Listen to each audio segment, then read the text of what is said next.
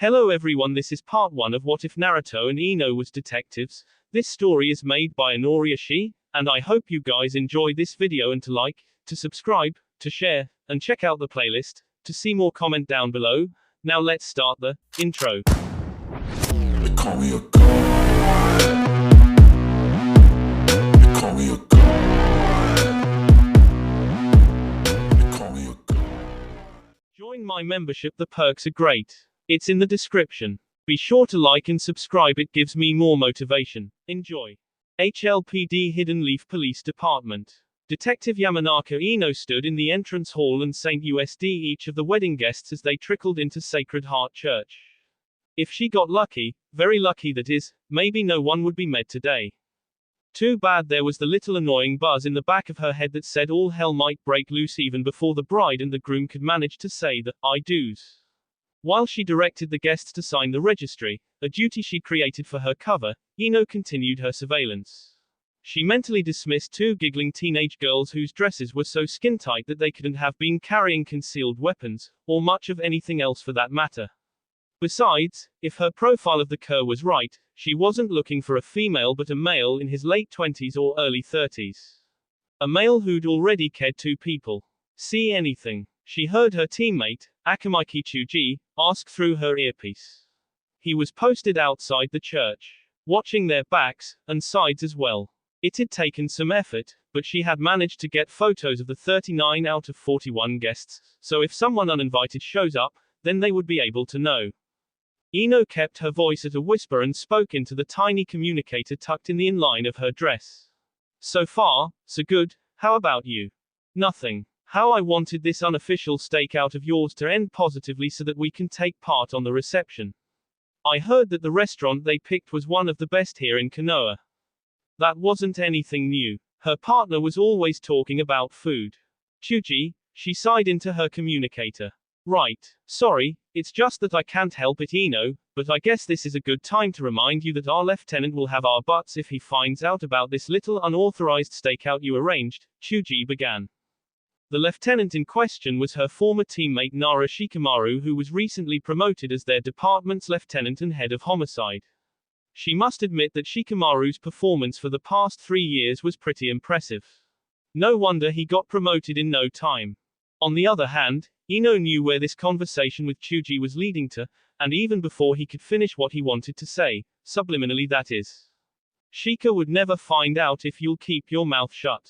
A promise is a promise. I'll treat you 5 orders of your favorite barbecue if this wedding would not turn into a disaster, okay? Ino finished for him. Oh yeah. Chuji exclaimed on the other end, which caused Ino to flinch. Fat bastard. You're on a communicator, dimwit. Ino reminded Chuji a little louder than a whisper. Oops. Sorry, Chuji apologetically replied. She was lying when she told Chuji that Shikamaru would never find out. He will find out eventually, no doubt about it. The man has sources and she knows they'll be s-meat once he knew. Still, if she could stop someone from getting killed today, she'll gladly accept the flack over her yet to be an official part of this investigation. The platinum blonde was busy thinking of the consequences that she and Chuji might face once her superiors knew of this unofficial stakeout when an odd sound caught her attention. A SCR of metal. Ino whipped her gaze to the other side of the narthex where a lanky, 20-something photographer was adjusting his equipment. He was definitely on her list of people to be concerned about, and she made a mental note to get a look in his bag. Perhaps she'd try to flirt him, for she was impeccably dressed for the part in the short, snug emerald silk outfit that she'd dragged from the back of her closet. Hold on. We might have something, Chuji informed her. Incoming. Male. About 6 in height. Blonde hair. He doesn't match any of the photos. You'll have visual in a minute, cause he's headed for the church. Okay, I'll handle it. Stay put in case this one's a decoy, Ino answered. Be careful, he warned. Oh, she definitely would. More guests strolled in. A pregnant woman with a toddler. A middle-aged couple holding hands. All innocent, she was sure of that. And then she saw him. The buzz in her head turned to a full roar. He stepped into the entry. Well, he didn't step, exactly. He stalked in, smooth and slow, like a jungle cat sizing up his hunting area. Now here was the male who fit her profile to a proverbial T. Unruly spiky blonde hair. Skin tan to perfection. 6'1". About 170 pounds. He wore a midnight blue suit. Ino had been in the force for nearly 6 years and had learned to recognize something lethal when she saw it. This guy was sly. His gaze swept around the room, and like his entrance, it was smooth. He made eye contact with her. Just a split second. Then, he looked away to continue his surveillance. And there was no doubt in her mind that this was surveillance for him. He dismissed the teenage as quickly as Ino had, but his attention lingered a bit on the photographer, before it came back to her. Was he suspicious? You bet he was. His instincts weren't lacking in any area. That meant she had to strike first. She tried to relax herself by pulling in a hard breath, then, she eased behind the narrow table when he walked closer. She wanted a better look, among other things, and she got a dose of those other things right away. She caught the scent of his aftershave. Something manly and musky. It was better suited for a long night of S rather than a wedding. Or maybe that was just her imagination working overtime. Whoa, an imagination with seriously bad timing. She brushed her arm against his, purposely, a soft contact which garnered her another glance. Not a dismissive one either. There was interest in the depths in those cerulean blue eyes. Too bad she couldn't quite make out exactly what kind of interest it was, but it was obviously time for that flirting ruse if she had to reel in a cur. Ino smiled. Imino, she offered her hand in greeting, and he shook it. Eventually, would you like to sign the guest registry? No thanks, he casually responded. Oh, okay, she said. A roadblock. Not too surprising. Ino tried a different angle. It's a keepsake for the bride and groom so they'll know who attended. Maybe I could sign it for you if you'll give me your name. She tried. He looked at the book, then at her again. Uzumaki. She almost pushed in for his first name but decided it could wait. This'll sound like a very bad line, but don't I know you from somewhere? Ino asked, letting her voice purr. You look familiar. He spared her another glance. No, I think I'd remember you. Ino looked around to make sure they hadn't garnered anyone's attention. When she's certain that they hadn't, she said. Say, I'm a little lightheaded, she lied. I have this blood sugar thins. Nothing serious. Just makes me a little woozy. I wonder if I could just catch onto your arm before I fall flat on my face. She desperately flashed him her most sincere smile. He street USD her. A long, snail-crawling moment. And then, he offered her his arm. She took hold of it before he could even have a chance to change his mind, and she got a peek inside his jacket. He was carrying a .357 Magnum in a shoulder holster. Ino had anticipated a weapon, of course. However, reality caused her heart to slam against her chest. She pushed that slamming aside and got to work. It was time to move on to the next step of her plan. She needed to get him away from the guests so she could rid him of that weapon and ask a few questions. She stumbled, just enough to make him grip her arm. That stumble was a real leap of faith on her part, since she wasn't overly confident that he would even catch her. Thankfully, there was at least one gentlemanly bone in his body, because he cooperated. After he had a good hold on her, she led him a few steps away into the narrow hallway just off the narthex. I can't believe this is really happening, she mumbled, leaning against him so he wouldn't easily be able to reach for his gun. Not the best time to get one of my dizzy spells. The ceremony was about to start, and I doubt you want to miss that, she said as she shoved him into a small vacant room that she'd already checked out. Ino didn't waste any time, figuring she would rather be embarrassed from a case of mistaken identity than to have AS bride and groom. Blocking the doorway so he couldn't leave easily, she instantly drew her weapon from her holster, hidden beneath her gown, and said, Okay, here's how we're going to do this. Keep your hands where I can see them and explain to me why you brought a .357 Magnum to a wedding. He lifted his shoulder in a casual shrug. I always carry my gun everywhere. I guess you do the same. He fired back. If he was scared, or remotely concerned, he certainly wasn't showing it. Too bad Ino couldn't say the same. Her tea was suddenly dry as she kept a firm grip on her gun to keep her hand from shaking. Yes, but for me, it's part of my job. I'm Detective Yamanaka Ino, HLPD, and this is what we call a stop and frisk. He paused, said one word of profanity under his breath, one rather crude four-letter word. He tipped his eyes to the ceiling as if seeking divine intervention. Or something. Know what I think? He asked. Not particularly. But I want you to remove your weapon slowly and carefully from its holster and place it on the floor. Notice those operative words. Slowly, carefully, floor. Those are major conditions here, and you're going to do that while using only 2 fingers.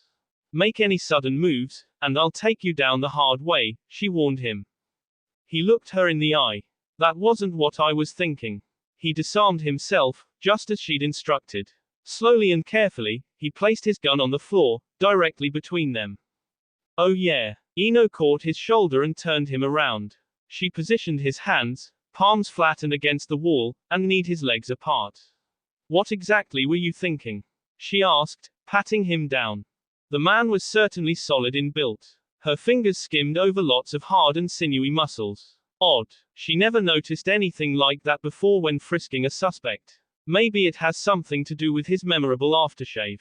I'm thinking you'll regret doing this, he let her know. I doubt it, especially since it might just save a few people from she shot back at him. She located his wallet in his jacket pocket. Except when she got a good look at it, she realized it wasn't a wallet, and caused her stomach to tighten into a hard knot. It also caused her to use a little profanity of her own. She flipped open the too familiar leather case and read the name aloud. Uzumaki Naruto. Sergeant Uzumaki Naruto, he clarified. And with that announcement, he turned back around to face her. Homicide, HLPD. Her breath landed somewhere around that knot in her stomach. Ino shook her head in denial. The badge had to be a fake. Except it wasn't. She scratched it with her thumbnail, or rather tried to. It was as real as the one in her purse. But that's impossible, I work homicide, and I've never seen you before in my life. She protested. Well, it's because I was just assigned there, by the chief of police, he enunciated each word as if she were mentally inefficient. That bit of information cleared the buzz in her head, but she knew for a fact that she wouldn't like its final destination. Uzumaki Naruto calmly picked up his gun from the floor and reholstered it. Somehow, he managed to look shy even while doing that little chore. No hurried moves. No overt display of emotion. Well, Detective Yamanaka Ino, I'd say we have a problem. A problem with you being here because this isn't your case. And why am I so certain of that? He aimed his thumb at his chest. Because it's mine. Ino hadn't thought this moment could possibly get more frustrating, or embarrassing, but she was obviously wrong.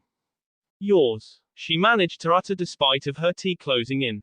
Mine. Sergeant Uzumaki muscled her out of the doorway and turned to leave, delivering the rest of his news from over his shoulder. Oh, and by the way, I'm your new boss. Well, it wasn't exactly the smooth start Naruto wanted for this particular investigation. While undercover, he'd been made quite easily, by his subordinate, no less. And then that subordinate had frisked him. He was sorry to say that the frisking had been more enjoyable than it should have been. Far more. The chief assigned you this case? Yamanaka Ino asked as she followed him. Since he'd already made that perfectly clear, and since he detected some resentment in her voice, he assumed that she'd heard him correctly but wasn't in agreement with the chief's decision. Naruto stopped at the edge of the narthex and pressed the transmitter of the communication desk in his jacket. Did anyone enter the church for the past 3 minutes? He asked the backup officer, positioned in an office building directly across the street. None, sir. So they had been lucky. Yamanaka Ino's stunt hadn't allowed the sniper to walk in unchallenged. Of course, if the Kerr followed the method of operation of the last shooting, he or she wouldn't burst into the church until the I do's had been said. There'd be a frenzied battery of gunfire from a ski-masked shooter who wouldn't actually enter the sanctuary but would stay in the narthex and then make an easy getaway. Just the way it happened to the previous victims, Haruno Sakura and Uchiha Sasuke. Naruto clicked off the transmitter and glanced back at Detective Yamanaka. She was staring at him as if he were a member of the fungus family. Too bad he couldn't say the same for her. She was attractive. Damn attractive. Not like a beauty queen either, but in a strong, athletic, kick-butt sort of way. The Lara Croft type. The type he found hot.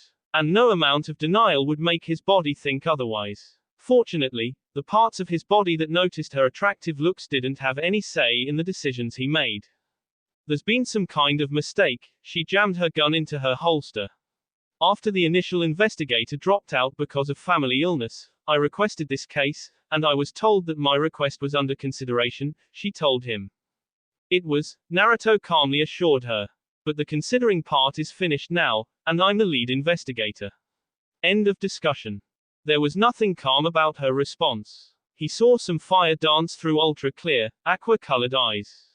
He'd obviously stepped on her toes encased very nicely in a pair of against-the-wall stilettos.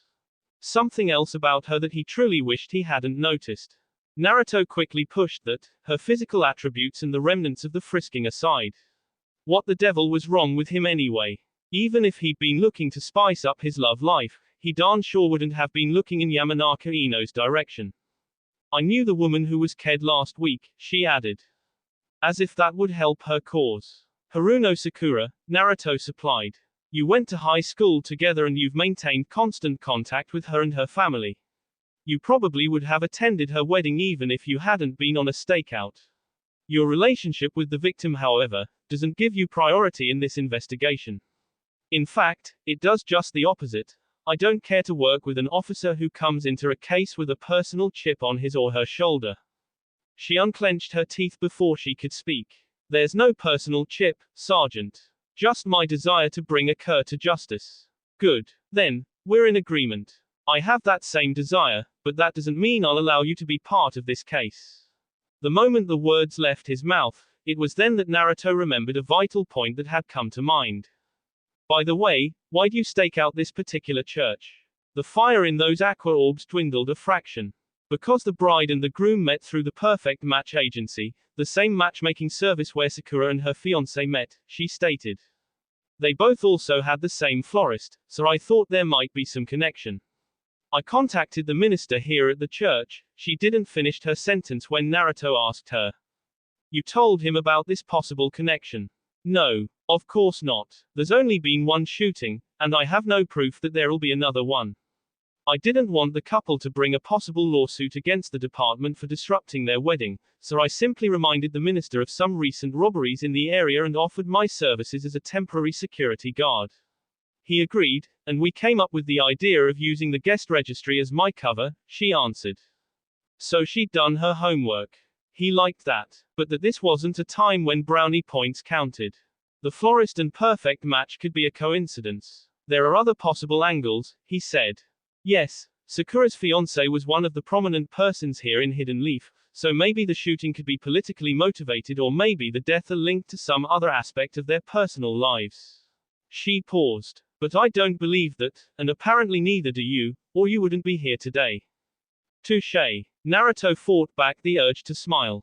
Under different circumstances, he might have enjoyed this verbal sparring with her, but these weren't different circumstances. Yamanaka Ino would be on his way, because despite her denial, this case was personal for her. In his experience, when it got personal, people made mistakes. That wasn't going to happen on his watch. I came here to follow up on one particular theory. One theory of several, he assured her. Naruto checked the entryway. No new guests, and the others had already moved into the church. He could hear the organ start to play, an indication that the bride and groom were about to make their entrance. Hopefully, it wouldn't be their last. Ino huffed. I know those theories as well as you. She was cut off again when they heard Naruto's communicator. A stout male is approaching the church, the backup officer said through the communicator. That and the sound of hurried heavy footsteps interrupted whatever else she was about to say. Frantic footsteps sent them both reaching for the guns. In the same motion, she stepped into the hallway beside him. However, the threat for which they'd braced themselves didn't materialize. Who came into sight was no other than Ino's teammate Akamai Kichuji, his weapon already drawn, but he held it discreetly by his side. Ino, what's going on?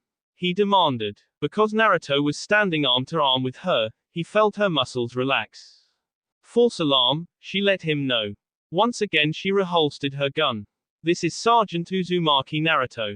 Homicide. This is Detective Akamai Kichuji, Special Investigations.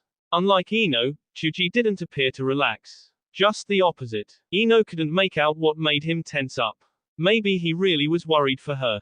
He was her best friend. They're like brothers and sisters. But she didn't guess what concerned him, not until he uttered Naruto's name. Uzumaki, Chuji repeated in the same tone that he no doubt reserved for profanity. According to the rumor mill, the chief sent you in to investigate homicide, Lieutenant Naruto. And possibly, Ino and me, too. The chief did what? Ino asked. This obviously wasn't the way to win friends and influence people.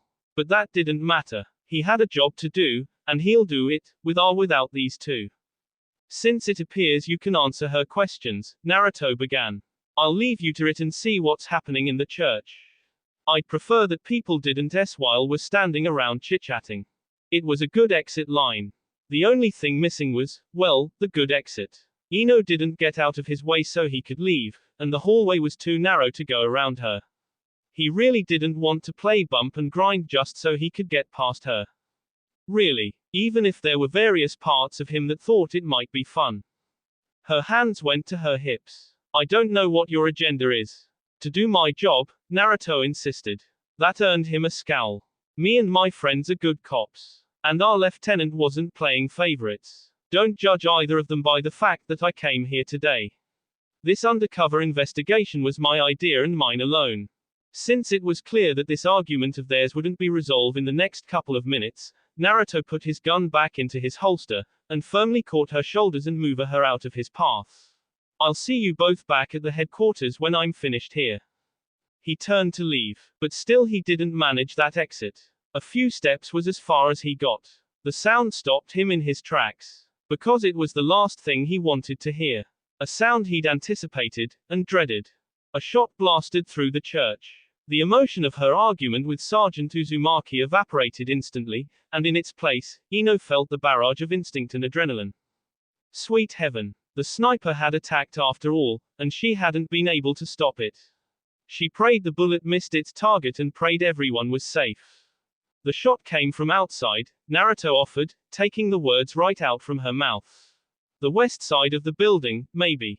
Or it could be the rear. Akamaiki, secure the front doors, and just in case someone else hasn't already done it, call for backup. Yamanaka, you're coming with me. Naruto didn't hesitate. Neither did Chuji nor Ino. Chuji hurried to the front door, kicking it shut and locking it. He kept his weapon ready, secured a spot near one of the side light windows and then pulled out his cell phone. Naruto went in the direction of the sanctuary, and Ino followed. Get down. Naruto yelled to the guests. Most had already done just that, squeezing themselves underneath the pews.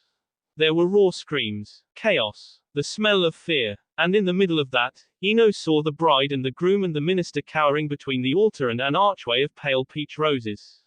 No visible evidence of blood. Thank goodness. They seemed unharmed. For now. There's an auxiliary building out there. 2-story, brown and brick, she relayed to Naruto. Our gunman could be using it as a catbird seat. He nodded and without taking his attention off the partially shot out stained glass window, he whispered to her over his shoulder. You don't happen to have another accomplice in the parking lot, huh? He sarcastically asked her. I wish. But no. We're on our own until backup arrives, she answered. Which wouldn't be for minutes. Long, critical minutes. Where just about anything could happen. Good. Naruto responded. Because I have an officer out there. One who's officially on this case, and I didn't want any of your accomplices accidentally shooting him while he's trying to do his job. Ino didn't appreciate the sarcasm but welcomed all the help they could get. Maybe the officer would be able to stop the gunman before any more damage was done. But at the moment, that seemed a lot to hope for. There'd been damage already. Even if they stopped the shooting here and now, every one of the guests would surely remember this horrifying ordeal for the rest of their lives. Ino blamed herself for that. She'd been in a position to stop this and failed. A second shot rang out, quickly followed by another. And another. 2 of the 3 went through a window on the right front side of the church and tore chunks of glass from the frame. No doubt that's what the shooter intended to do. Now he or she had a direct line of sight into the church. Yelling and crying out, the bride, groom, and minister scurried to the other side of the altar, but it wouldn't give them shelter for long. Bullets could easily eat through wood.